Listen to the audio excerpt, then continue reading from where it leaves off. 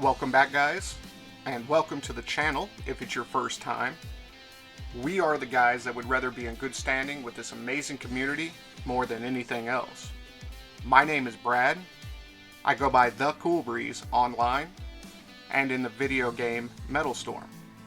And this series is dedicated to helping new and upcoming squads learn a little bit more than what they possibly do right now to help improve healthy competition by giving a hand up rather than keeping people down.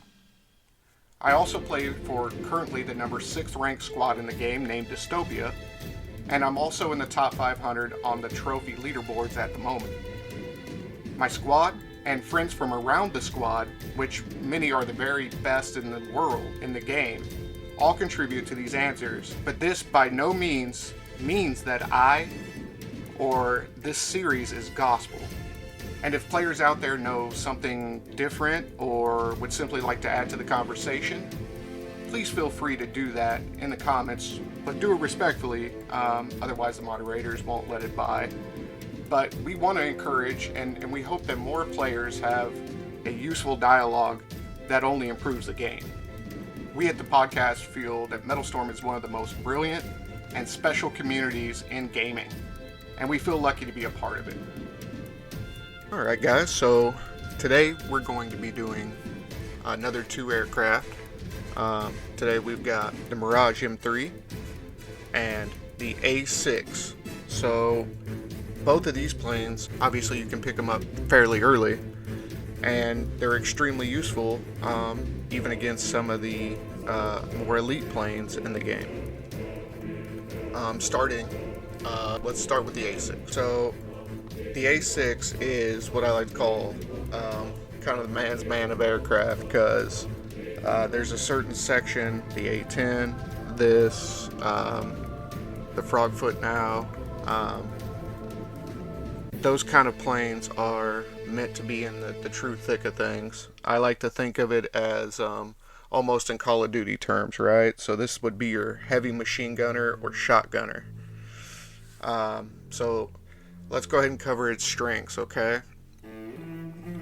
The very top thing on the list would be its armor. This thing is a tank up close, and that's what it's meant to do. It's meant to kind of take lead, pierce through the enemy, and in this case you're going to see air superiority.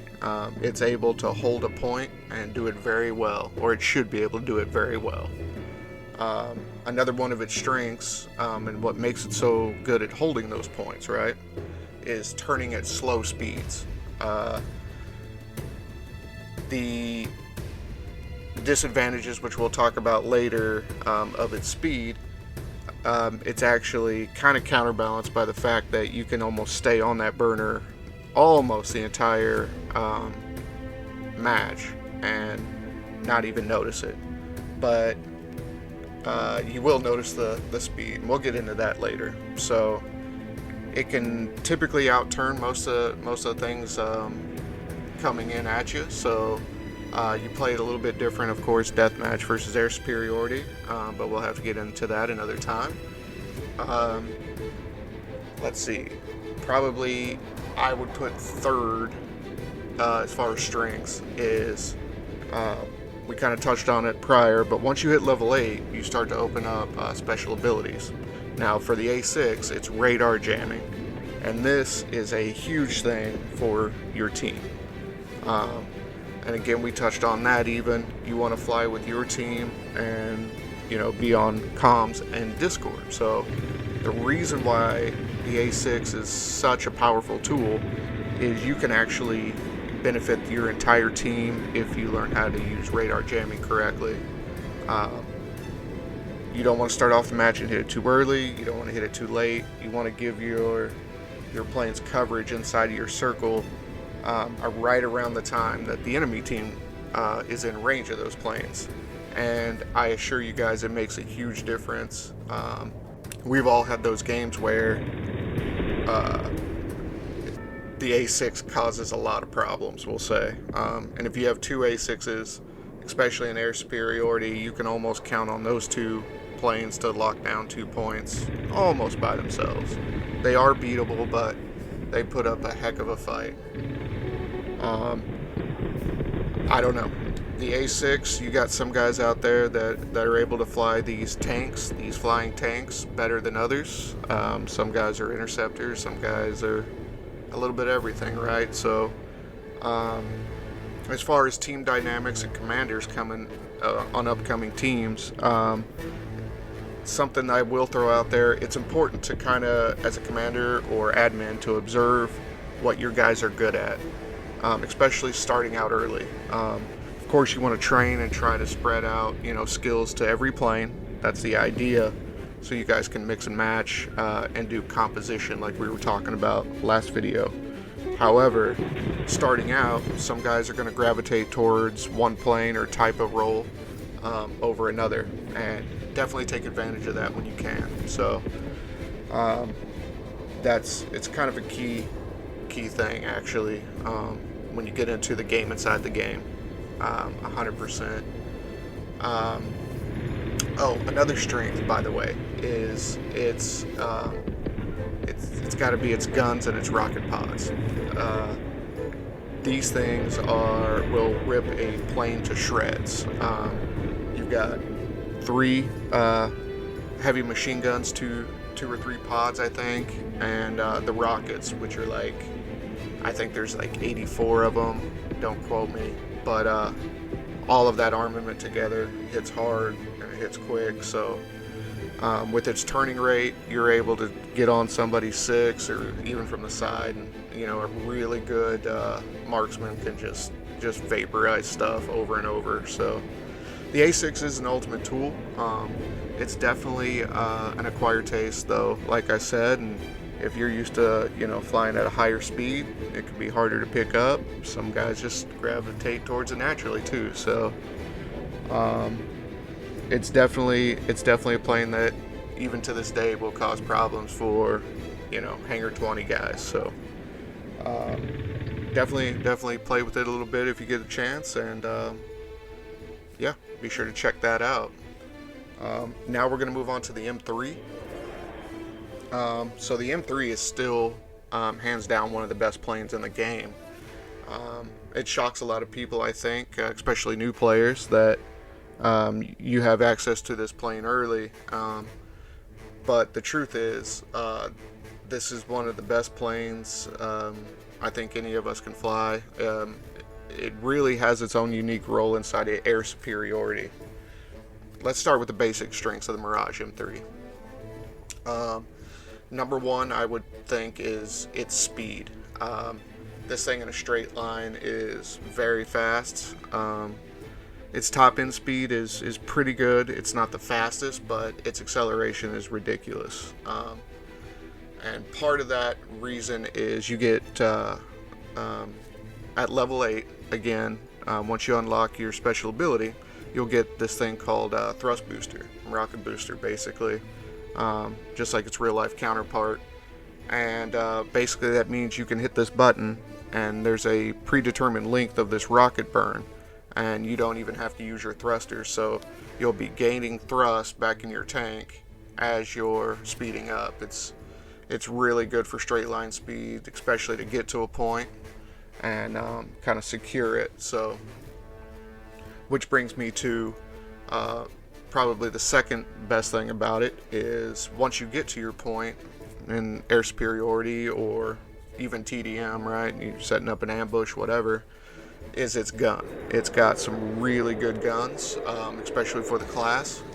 It can make mincemeat out of most planes, and the thing is, it's not a limited quantity, so you can sit there and just recharge over and over without having to hit the rearm button, which is really nice. I would say the third point is its delta wing turning. Now, it is a delta wing, and a lot of times you'll see your other pilots, you'll be trying to chase down this M3 because, like I said, it's pretty quick, and then all of a sudden you're shooting past them, and a big part of that is taking advantage of that delta wing. The thing is once you use that delta wing, which you'll use it under braking basically, and it increases your turn rate, and long and the short, it acts as like a big air brake, just like in real life. So you'll be going, say, 800 miles an hour and drop down to 300 miles an hour if you're really trying, and that's hard for a lot of planes to keep up with. So that's a big plus. It does take a minute to speed back up unless you have that rocket booster, and you only get 3 of those. So again, it's like all these planes, you just got to learn how to manage each plane's resource. So but it is a definite benefit that delta turning, especially holding points. You're able to turn a lot tighter than most aircraft. Let's see. I would say the number one weakness of the M3 would probably be its light armor. It's still a lightly armored aircraft, you know, so it's definitely not meant to be like the A6. It's not meant to be in there turning and banging with some of the bigger boys, but it's more of a hit and run kind of thing.